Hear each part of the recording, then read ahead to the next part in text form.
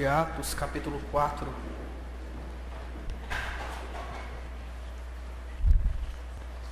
A partir do versículo 23.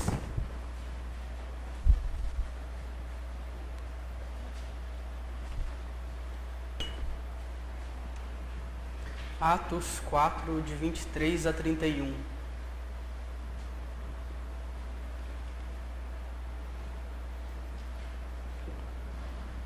Diz assim a palavra de Deus. Uma vez soltos, procuraram os irmãos e lhes contaram quantas coisas lhe haviam dito os principais sacerdotes e os anciãos. Ouvindo isto, unânimes, levantaram a voz a Deus e disseram: Tu, soberano Senhor, que fizeste o céu, a terra, o mar e tudo o que neles há, que disseste por intermédio do Espírito Santo, por boca de Davi, nosso pai, teu servo, porque se enfureceram os gentios e os povos imaginaram coisas vãs? Levantaram-se os reis da terra e as autoridades se ajuntaram-se a uma contra o Senhor e contra o seu ungido, porque verdadeiramente se ajuntaram nesta cidade contra o teu santo servo Jesus, ao qual ungiste, Herodes e Pôncio Pilatos, com os gentios e gente de Israel, para fazerem tudo o que a tua mão e o teu propósito predeterminaram. Agora, Senhor, olha para as suas ameaças e concede aos teus servos que anunciem com toda a intrepidez a tua palavra, enquanto estendes a mão para fazer curas, sinais e prodígios por intermédio do nome do teu santo servo Jesus. Tendo eles orado, tremeu o lugar onde estavam reunidos. Todos ficaram cheios do Espírito Santo e com intrepidez anunciavam a palavra de Deus. Vamos orar? Senhor, o Senhor é digno de todo louvor, de toda honra, de toda glória, Pai. O Senhor está sentado no seu trono e nada lhe foge ao controle. O Senhor não somente estabeleceu os teus decretos desde a eternidade, mas o Senhor continua atuando, Pai, para que cada um deles seja cumprido, Pai. Nós temos em mãos e estamos diante, Pai, da tua palavra, sabendo que cada coisa que o Senhor disse através do teu Santo Espírito é poderoso para transformar as nossas vidas, atingir o fundo do nosso coração e nos conformar à imagem do teu Filho, Pai. Nessa manhã, então, nós te pedimos que o teu Santo Espírito, o mesmo que inspirou os homens do Senhor no passado a escrever estes livros, Pai, que Ele mesmo nos ilumine a toda a verdade, para que nós não apenas ouçamos, Pai, aquilo que o Senhor disse, mas para que nós pratiquemos diariamente, Pai, a tua vontade. Ajuda-nos, Senhor, abre os olhos do nosso coração para que nós vejamos, Pai, a tua glória, a tua majestade e os teus preceitos, Pai. E assim nossa vida seja transformada para a honra e glória do teu nome, Senhor. Nós dependemos totalmente do Senhor, Pai. É no nome de Jesus Cristo que nós oramos e te agradecemos. Amém. São muitas as atividades desempenhadas por uma igreja que entendeu qual é o seu papel no mundo. Uma igreja que está realmente comprometida com o reino de Deus. Uma igreja cristã, ela pode contribuir de muitas formas com a sociedade. Alguns exemplos. Ela pode contribuir com a ação social, quando ela doa mantimentos para as pessoas mais pobres, quando ela faz campanhas de roupas para ajudar aqueles que precisam, como no inverno, por exemplo. Ela também pode promover eventos da área de saúde, contratar médicos, enfermeiros, pessoas que atuam na área de saúde para dar palestras e conscientizar as pessoas a respeito da própria saúde. Ou ela pode também investir em educação, alfabetizando crianças, educando crianças, como foi ao longo da história. Hoje nós temos a instituição presbiteriana Mackenzie, que é fruto de pessoas que pensaram dessa forma, que ao lado de uma igreja deveria ter uma escola, para que pudesse então ser ensinado o alfabeto, que as crianças fossem educadas e assim pudessem ler a Bíblia por conta própria.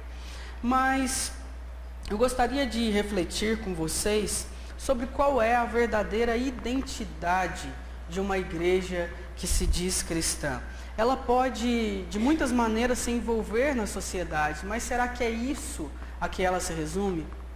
Veja, algumas perguntas que nós poderíamos fazer. O que de fato faz com que uma igreja seja uma igreja fiel a Cristo? Seria apenas desenvolver ações sociais, projetos na área de saúde ou de educação? Quais são as características fundamentais de uma igreja que verdadeiramente é fiel a Cristo e ao seu ensino? Quando nós olhamos para o livro de Atos, nós vemos o relato do início da igreja em Jerusalém. Jesus Cristo, após a sua morte e ressurreição, ordena que seus discípulos permanecessem ali naquela cidade, até que ele enviasse o Espírito Santo. E quando o Espírito Santo vem sobre aqueles discípulos, isso está relatado em Atos 2, evento que nós chamamos de Pentecostes, eles são então capacitados a proclamar a palavra de Deus com ousadia. E assim nasce a igreja do Novo Testamento. Esse relato que nós lemos fala justamente sobre algumas características dessa igreja. E é exatamente sobre isso que nós iremos meditar essa manhã. A pergunta que nós faremos para nortear toda a nossa mensagem será a seguinte: quais são as características fundamentais de uma igreja fiel a Cristo e aos seus ensinamentos? De acordo com o nosso texto, são 3: comunhão, oração e pregação do Evangelho. Comunhão, oração e pregação do Evangelho. É isso que faz uma igreja ser uma igreja verdadeiramente cristã, fiel aos ensinamentos de Jesus Cristo. Contudo, para que nós entendamos com profundidade tudo que o nosso texto expõe, nós precisamos antes entender um pouco do contexto no qual ele está inserido. Basicamente, você precisa entender 2 coisas aqui a respeito desse texto. Em primeiro lugar, a igreja que acabava de nascer na cidade de Jerusalém, ela começava a experimentar uma perseguição mais acirrada. No capítulo 3, por exemplo, um pouco antes do nosso texto, nós vemos Pedro e João subindo ao templo e ali curando um coxo de nascença. Logo após que ele a cura desse coxo, Pedro faz um discurso no templo e ali muitas pessoas são convertidas. E por causa disso, eles são presos. Tanto Pedro quanto João são presos, interrogados e ameaçados pelas autoridades judaicas. Então, o contexto mostra que a igreja em Jerusalém, como a maioria das igrejas do Novo Testamento, nasceram sobre forte perseguição, sobre forte oposição. A segunda coisa que você precisa saber a respeito do contexto é que assim como em todo o ministério de Jesus Cristo, curas e sinais eram realizados pelos apóstolos para que a proclamação do Evangelho fosse impulsionada, mostrando a todos que Deus realmente era com a igreja. As curas e os sinais que eram realizados pelos apóstolos tinham um propósito muito específico: fazer aquelas pessoas realmente crerem na mensagem do Evangelho de Jesus Cristo. E toda a ousadia, toda a intrepidez foi o próprio Deus que deu aos apóstolos para que a mensagem do Evangelho se espalhasse por toda a terra, como ela atingiu hoje, a mim e a você, no Brasil no século 21. Mas, dito isso, nós vamos olhar para o texto e vejamos então as características fundamentais de uma igreja que é fiel a Cristo e que é fiel aos ensinamentos de Cristo. Em primeiro lugar, uma igreja verdadeiramente cristã cultiva a comunhão. Perceba o versículo 23 comigo.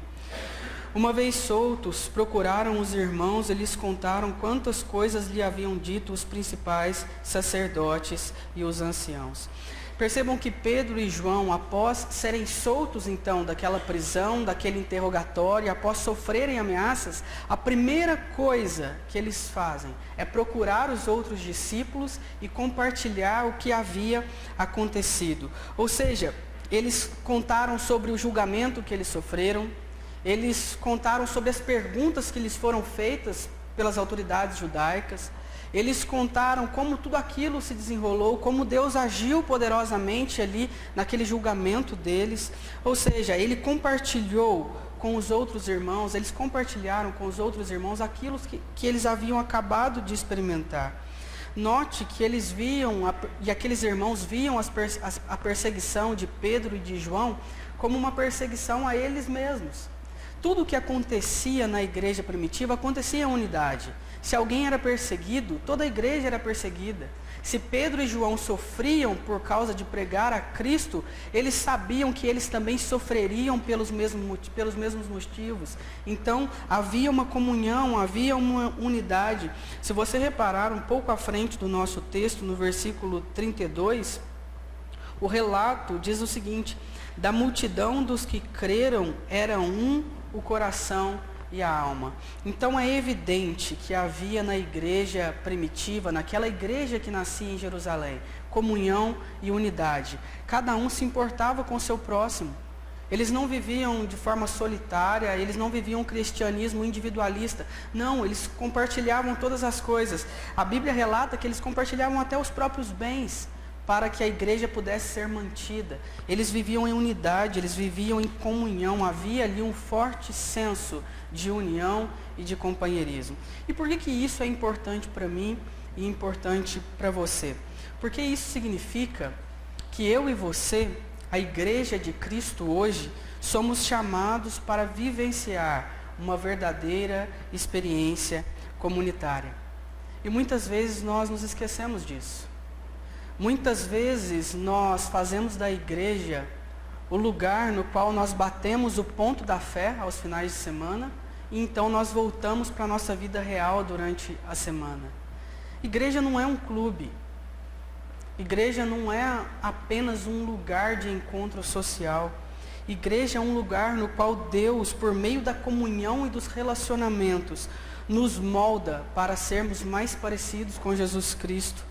Nós precisamos entender isso. Não é possível experimentar, vivenciar um cristianismo genuíno e verdadeiro longe da igreja. Algumas pessoas usam o fato da igreja estar cheia de pecadores para se manterem distantes dela. John MacArthur, em seu livro Com Vergonha do Evangelho, diz algo interessante sobre isso. Ele diz assim: muitas pessoas falam que não vão à igreja porque há muitos hipócritas ali. Nesse caso eu penso, venha, nós temos lugar para mais um. A ideia é que a igreja é uma comunidade de pecadores, de pessoas que carecem da graça de Deus. É aqui que nossas vidas são transformadas. É aqui que Deus levanta pessoas, homens e mulheres, para nos instruir, para nos edificar, para nos exortar, para nos falar a respeito das suas verdades. Não existe um genuíno cristianismo fora da igreja. Unidade é uma marca fundamental da igreja. Toda igreja que não tem unidade, seja de ensino ou seja nos relacionamentos, ela não consegue caminhar, ela não cresce, ela fica estagnada. Nós precisamos entender que Deus chamou não uma pessoa, Deus chamou um povo para si. Até quando Deus faz isso no Novo Testamento, chamando Abraão, Ele chama Abraão para que dele seja feita uma nação. Muitos viriam através de Abraão, através de um homem. A igreja não é composta de uma pessoa. A igreja é composta do povo de Deus. E nós precisamos entender isso, nós precisamos nos relacionar, nós precisamos entender que Deus quer nos fazer instrumentos nas mãos dEle para edificar aqueles que estão sentados ao nosso lado. A primeira marca de uma igreja é a comunhão, é a sua unidade. Você tem experimentado a comunhão promovida pelo Espírito Santo aqui neste lugar? Você tem se envolvido e se relacionado com outras pessoas a quem Deus escolheu? Você tem sido usado como instrumento para edificar a vida de outras pessoas e ao mesmo tempo tem sido edificado pelas pessoas que aqui estão? Em segundo lugar, uma verdadeira igreja cristã prioriza a oração. Do versículo 24 até o versículo 30. Ouvindo isto, unânimes levantaram a voz e a Deus disseram: Tu, soberano Senhor, que fizeste o céu, a terra, o mar e tudo o que neles há, que disseste por intermédio do Espírito Santo, por boca de Davi, nosso pai, teu servo. Por que se enfureceram os gentios e os povos imaginaram coisas vãs? Levantaram-se os reis da terra e as autoridades se ajuntaram-se a uma contra o Senhor e contra o seu ungido, porque verdadeiramente se ajuntaram nesta cidade contra o teu santo servo Jesus, ao qual ungiste Herodes e Pôncio Pilatos com gentios e gente de Israel, para fazerem tudo o que a tua mão e o teu propósito predeterminaram.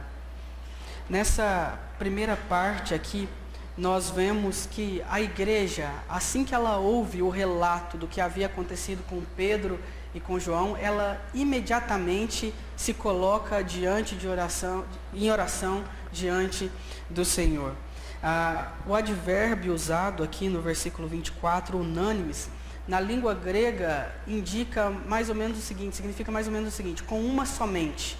Ou seja, todos aqueles que ali estavam oraram com uma somente ao Senhor. É um pouco improvável que todos eles tenham dito as mesmas palavras ao mesmo tempo e que todos eles fizeram a mesma oração. O que o texto está dizendo aqui, o que Lucas está dizendo, é que provavelmente um irmão ali orou e havia um consentimento, havia um consenso entre todos aqueles que ouviam aquela oração. Por quê? Porque eles eram um, reforçando justamente o ponto anterior da comunhão, da unidade. E essa oração que eles fizeram, basicamente pode ser dividida em duas partes: adoração e súplica. Na primeira parte, nós vemos os apóstolos reconhecendo a majestade e a glória, a soberania de Deus. Eles dizem aí, no versículo 24, Tu, soberano Senhor. Esse termo aqui, soberano, é um termo que significa na língua grega uma autoridade que é inquestionável. Ou seja, o que eles estão afirmando aqui é que a vontade de Deus e o propósito de Deus é inquestionável. E eles continuam: que fizeste o céu, a terra, o mar e tudo que neles há. No primeiro momento aqui, através da oração deles, eles adoram a Deus, reconhecendo que Deus é o Criador de todas as coisas. Tudo que existe, tudo que foi criado, foi feito pelo próprio Deus. Mas não somente isso, eles continuam reconhecendo que Deus não somente se revelou por meio da criação, mas que Deus também revelou a sua vontade por meio da sua própria palavra. Olha o versículo 25. Que disseste por intermédio do Espírito Santo, por boca de Davi, nosso pai, teu servo. Ou seja, aquilo que Davi havia dito no Salmo 2, que é a repetição que está aí na segunda parte do versículo 25 e do versículo 26, já havia sido dito por Davi muitos anos atrás. O que os apóstolos estão fazendo aqui é reconhecendo que Deus não somente criou todas as coisas, mas que cada palavra dele está se cumprindo na história. E aquilo que Davi havia dito há muitos anos atrás, cumpria-se exatamente naquele momento, a respeito de Jesus. E no versículo 27 eles dizem: porque verdadeiramente se ajuntaram nesta cidade contra o teu santo servo Jesus. Quem se ajuntou? Herodes, Pôncio Pilatos, gentios e gente de Israel. Ou seja, todas essas pessoas maquinaram e fizeram um complô contra Jesus. É exatamente isso que eles estão reconhecendo. Mas isso seria algo ruim? Isso seria um ponto fora da curva, algo que está fora do plano de Deus? O versículo 28 diz: para fazerem tudo o que a tua mão e o teu propósito predeterminaram. Ou seja, tudo aquilo que Herodes, Pôncio Pilatos, gentios e povos de Israel haviam feito, eles fizeram por livre vontade. Eles são responsáveis por ter crucificado Jesus, mas nem isso fugiu dos planos eternos de Deus, aquilo que Deus já havia predeterminado desde a eternidade. Ou seja, num primeiro momento, a oração deles é uma oração de adoração. Eles somente reconhecem aquilo que Deus é, aquilo que Deus fez e aquilo que Deus disse. Deus é Criador, Deus falou por intermédio de Davi, a sua palavra continua se cumprindo na história, e Deus controla e governa todas as coisas, de modo que nada fugiu ao seu controle. Mas numa segunda parte, eles então suplicam a Deus. E uma pergunta muito interessante é que tipo de pedido eles fazem a Deus? Repare no versículo 29. Agora, Senhor, olha para as suas ameaças e concede aos teus servos que anunciem com toda a intrepidez a tua palavra, enquanto estendes a mão para fazeres curas, sinais e prodígios por intermédio do nome do teu santo servo Jesus. Então, no segundo momento, ao mesmo tempo que eles adoram e reconhecem a soberania de Deus, eles clamam, mas eles não clamam por alívio. E isso é muito interessante, porque, como nós dissemos, eles estavam experimentando um contexto de forte perseguição. Se você ler um pouco os relatos da história da igreja, você vai ver que cristãos eram jogados no Coliseu para ser devorados por leões, enquanto a plateia assistia. Algumas vezes eles eram usados como tocha para iluminar as cidades. Eles eram presos em madeiras, colocados sobre eles picho ou algo do tipo, e era colocado fogo enquanto eles queimavam a noite inteira e iluminavam as cidades. Veja, diante desse sofrimento, dessa perseguição acirrada, eles não estão clamando por alívio, eles estão clamando para que Deus dê intrepidez, para que eles continuem falando, mesmo em meio àquela situação. E isso é algo muito interessante. Então, num segundo momento, nós vemos a igreja orar ao Senhor, se colocar em oração diante de Deus, adorando a Deus por quem Ele é, pelo que Ele fala e pelo que Ele fez, e também clamando e suplicando, não para que eles tenham alívio do sofrimento pelo que eles estão enfrentando, mas para que eles tenham ousadia para pregar a palavra de Deus. Por que isso é importante para mim e para você? Quando eu vejo como a igreja compreendia a oração, e como até o próprio Senhor Jesus Cristo a compreendia, sempre mantendo momentos de oração e de intimidade com Deus, não só individualmente, mas também coletivamente, eu vejo como nós oramos pouco, tanto em nossas casas, quanto em nossas reuniões. Mas não somente isso, nós não somente oramos pouco, nós oramos mal. Geralmente, as poucas orações que nós fazemos contêm dois elementos. Geralmente, nós fazemos alguns agradecimentos genéricos, Senhor, obrigado por minha vida, Senhor, obrigado por tudo, Senhor, obrigado por tudo que o Senhor me deu. Geralmente, nós oramos dessa forma. E depois, nós suplicamos pelas nossas próprias necessidades. Senhor, eu estou passando dificuldades financeiras, estou em dificuldade financeiras, me ajude. Senhor, eu estou com a saúde debilitada, me ajude. Senhor, eu preciso disso. Senhor, eu preciso de ser efetivado no trabalho. Geralmente, quando nós oramos generalizando os nossos agradecimentos e suplicando por aquilo que nós necessitamos.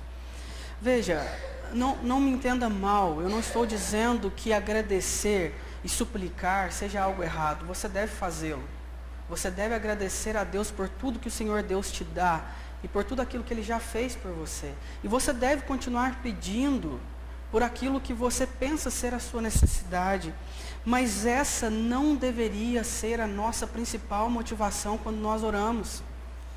Nossa motivação para orar deveria ser: eu estou tão satisfeito, eu estou tão vislumbrado com a glória de Deus. Deus é tão poderoso, Deus é tão magnífico, Ele é tão grandioso e Ele controla toda a história e Ele é o Criador de todas as coisas, que eu não consigo passar momentos distante da minha fonte absoluta de prazer.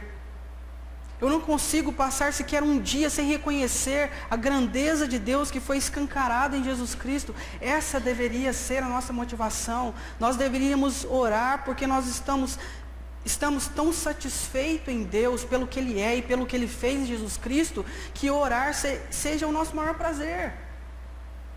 A nossa maior motivação é estar com um Deus que é grandioso, poderoso, absoluto, que reina sobre todas as coisas. Mas também nós deveríamos pedir pelo reino de Deus. Lembra-se de quando Jesus nos ensina a orar? As sentenças são basicamente as seguintes, as primeiras sentenças. Pai nosso que estás no céu. Ou seja, ele reconhece que Deus não é um pai qualquer. Deus é um pai santo, é um pai eterno. Ele não é um pai terreno. Ou seja, ele reconhece o poder, a grandiosidade de Deus. E as outras petições que vêm a seguir são petições relativas ao reino de Deus. Santificado seja o teu nome, venha o teu reino, seja feita a tua vontade, assim na terra como no céu. Só depois disso é que ele nos ensina a pedir, a orar pedindo pelo pão. Veja como oração é uma questão de prioridade. A nossa oração revela quais são as nossas prioridades. Aquilo que nós dizemos a Deus revela aquilo que está no nosso coração. Se nós estamos interessados no reino de Deus, na glória de Deus, e se nós estamos tão vislumbrados com quem Deus é, nossa oração vai refletir esse poder, essa glória, e nossos pedidos primariamente serão para que o reino dele venha à terra, para que a vontade dele seja feita nessa terra, e para que o nome dele seja santificado na minha e na sua vida. Nós devemos orar mais, irmãos, mas não somente isso, nós devemos orar melhor. Nós devemos pedir melhor, nós devemos ter em oração uma completa devoção a quem Deus é e ao que Ele já fez em Jesus Cristo por mim e por você. Em terceiro lugar, uma igreja verdadeiramente cristã, ela é ousada na pregação do Evangelho. Versículo 31. Tendo eles orado, tremeu o lugar onde estavam reunidos. Todos ficaram cheios do Espírito Santo e com intrepidez anunciavam a palavra de Deus. Quando eles terminaram de fazer aquela oração, todo aquele lugar começou a tremer. Se você reparar, quando há relatos de tremores na Bíblia, muitas vezes esses tremores estão associados à própria presença de Deus. Em Êxodo, lá no Monte Sinai, diz que o monte fumegava, porque o Senhor descera sobre o monte e todo o monte tremia grandemente. Um sinal visível da presença de Deus naquele lugar. No livro de Salmos, por exemplo, o salmista diz: estremece, ó terra, na presença do Senhor, na presença do Deus de Jacó. Salmo 114, versículo 7. Então nós podemos concluir que esse tremor, essa manifestação visível do poder de Deus que aconteceu naquele lugar, refletia a presença de Deus que estava ali com eles através do Espírito Santo. E o que eu acho mais interessante, a maior prova da presença de Deus não é apenas esse sinal visível, externo, mas é o que acontece internamente com eles. Você se lembra de qual foi o pedido que eles fizeram nessa oração? Qual foi a súplica?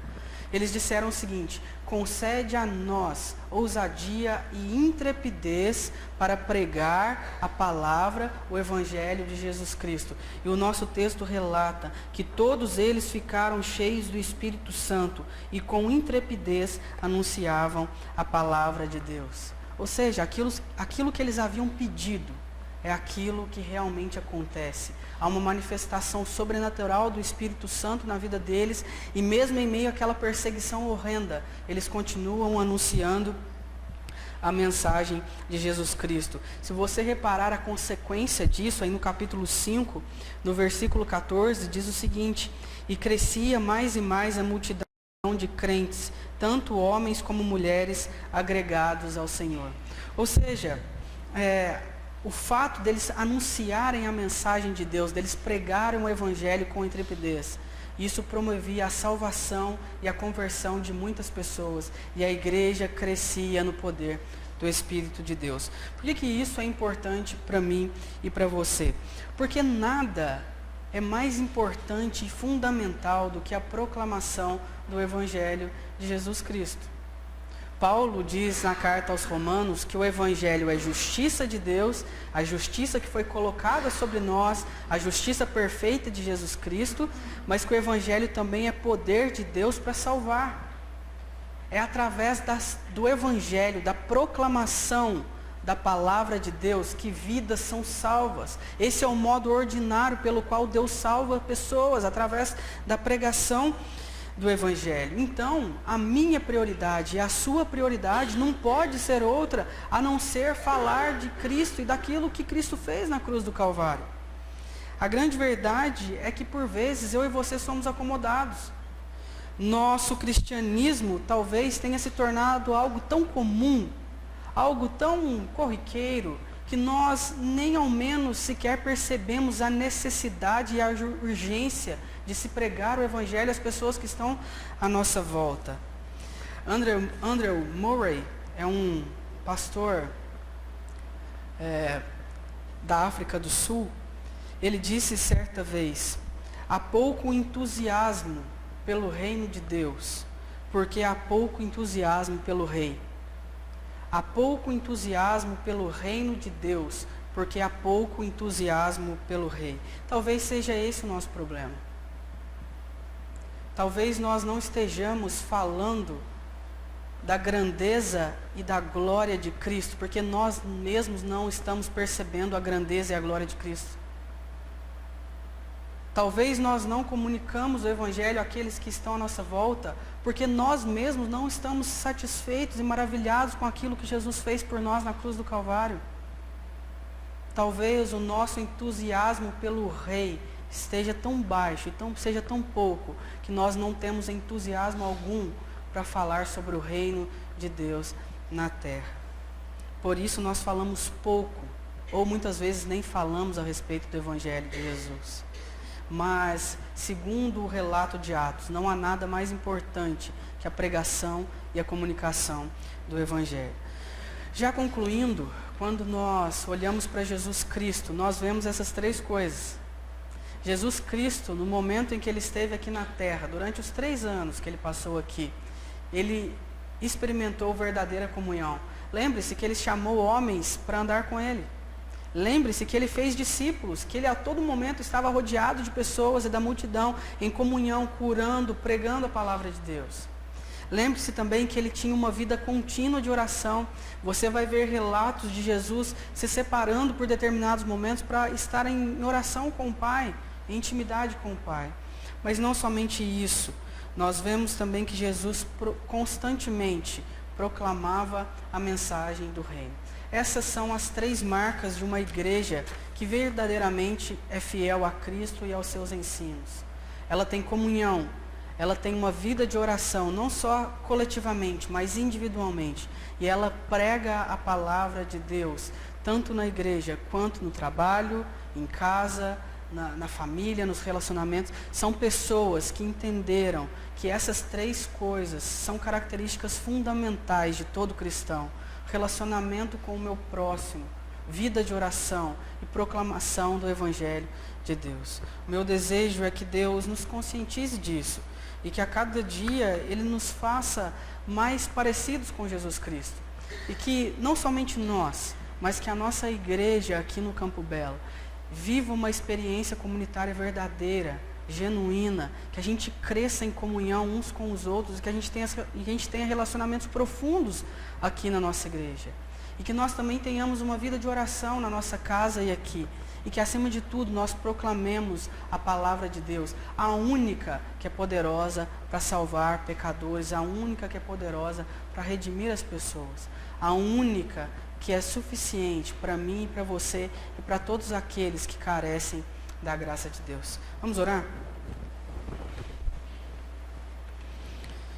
Senhor, nós reconhecemos, Pai, que por vezes nos falta comunhão. Por vezes nós não somos comprometidos com a Tua igreja, Pai.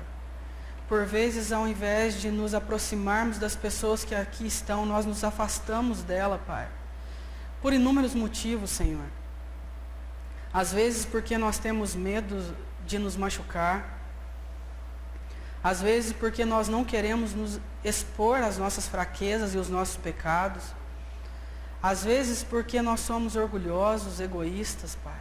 Senhor, tenha misericórdia de nós. Faça de nós uma igreja que entende a importância da comunhão. O Senhor não nos chamou sozinhos, Pai. O Senhor chamou um povo para o Senhor. O Senhor escolheu um povo para si. Que nós entendamos isso, Pai, e vivamos uma verdadeira experiência comunitária, Senhor. Que nós também entendamos, Pai, a importância de termos uma vida de oração, Senhor. na qual nós adoramos o Teu santo nome, na qual nós falamos das Tuas grandezas, Pai, e ao mesmo tempo na qual nós suplicamos para que o Teu reino se manifeste completamente nessa terra, Senhor, para que a Tua vontade seja feita através das nossas vidas, Pai.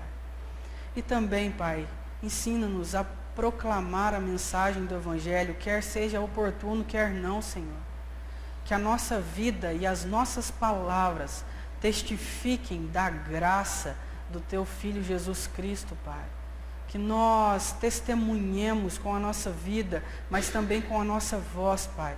Tudo aquilo que o Senhor revelou, tudo aquilo que o Senhor já fez por nós na cruz do Calvário.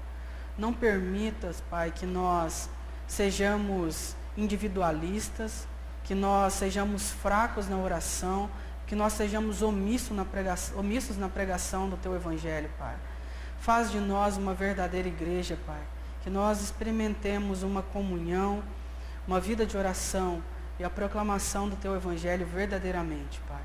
Nós Te agradecemos por Tua palavra e suplicamos para que ela realmente seja transformada e efetivada em nossa vida, para que a gente viva então aquilo que a gente aprendeu hoje aqui nessa manhã, Pai.